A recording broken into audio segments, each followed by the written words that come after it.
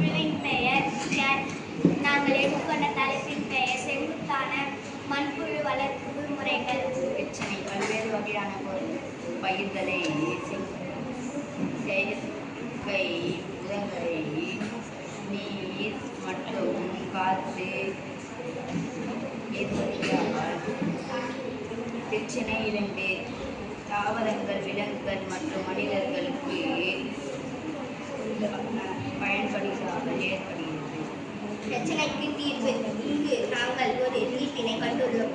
செயற்கை வளங்களை பயன்படுத்தி பயிர் செய்வதை விட இயற்கையான முறையில் செங்குத்து மண்புழு உரம் தயாரிப்பு மூலம் பல்வேறு வகையான பயிர்களுக்கு நாம் பயன்படுத்தலாம்.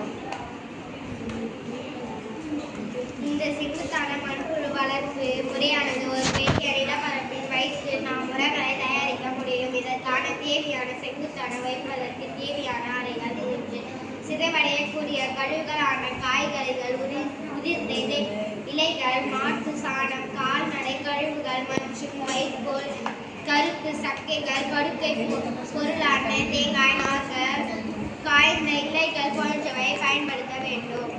முதலறையில் நாம் படுக்கை பொருட்கள் இட வேண்டும். அதாவது மக்கக்கூடிய கழிவுகள், மாட்டு சாணம், வைக்கோல் போன்றவற்றுடன் சேர்க்க வேண்டும். 2ஆம் அறையில் மண்புழு உரமானது